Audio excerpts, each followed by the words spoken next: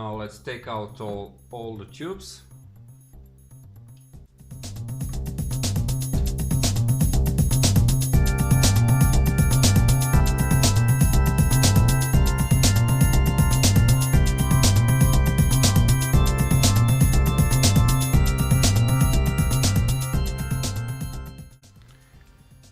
Now all tubes are taken out, and just clean a little bit of dust that I can see here.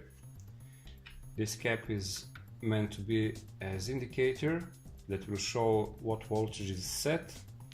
I'll just glue it later, it's definitely broken. But inside, this chassis is made of very nice aluminum, and it's still shining, which is amazing for the radio from the 1940. And before I put back AZ11, I will try to find a solution for this so I could plug it in, and then I will see if the voltage is correct on all the pins for the AZ11. If not, I will move it forward to 140 volts, and I will measure the voltage back again. So what I want to make sure at this very first step is that all of these tubes have correct voltage for the filament. So we have tubes that are supplied in parallel with filament voltage, and we have two light bulbs. They are over here, if you can see this, above the dial. I will show you that later, and it clearly says there should be 6.3 volts and 0.3 amps for these tubes, and that is okay, because on each tube you can see that the first letter is letter E, which stands for 6.3 volts power supply for the filament. So I will check this voltage first. First step is to find a solution for the power supply and to turn it on with the back cover open. And the solution is actually quite easy. I just opened it and it looks quite nice inside. I don't see any issue with the cable, so I will use this cable. There is a lot of dust, and there was quite a lot of dirt inside, so I have cleaned this, and I will put the screws back.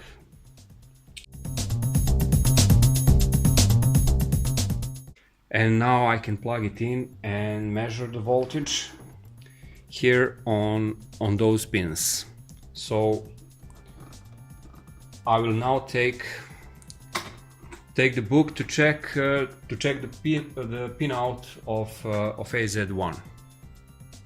Okay, so now I will check the voltage for the filament on AZ11. We can take a look again. This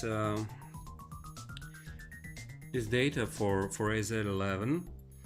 A stands for 4 volts, so we should measure about 4 volts for the filament.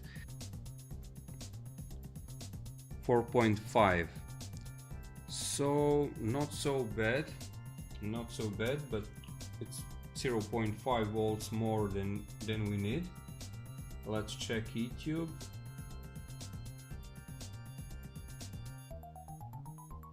720, and it should be 6.3. That's nearly 1 volt more. So what I want to try now is, of course, to plug it off completely, because this is under high voltage. I will take off this cap and I will switch the radio from 220 to 240, and I will see the difference then. But before that, before I switch it, let's turn it off. Now there's a high voltage inside this plug. Let's check what the voltage is in the network.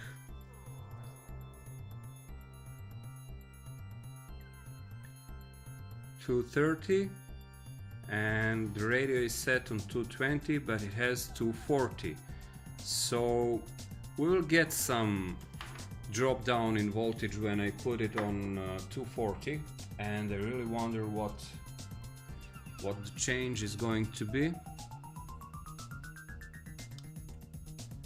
All I have to do is to move this wire to 240.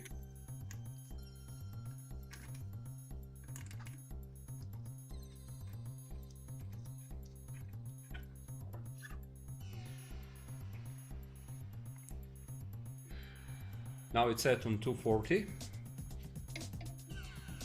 Put back the power, turn it on.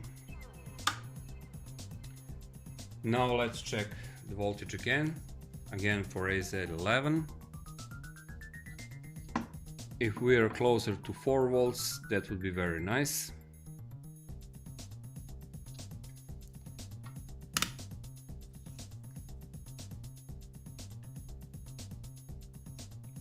.11, and that's almost perfect.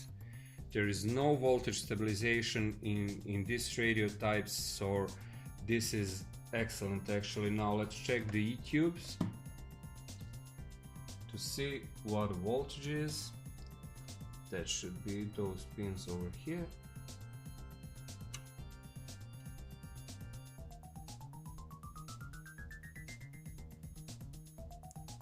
.5, and we need actually 6.3. Now we have 6.5, and we had 7.2, I think. Now this is just 0.2 volts more, and before that we had nearly 1 volt more. So this is one other reason that you see that we need to examine everything before we plug it in with all the tubes.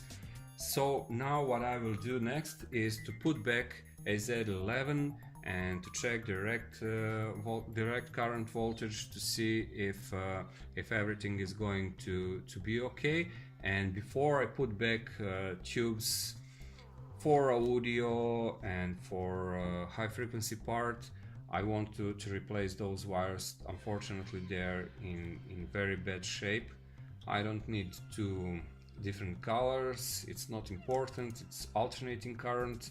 So I'll just take 2 wires and replace those, and I believe then it would be safe to put back other tubes before a little bit of cleaning, of course, and we will see if there are any signs of life in this radio.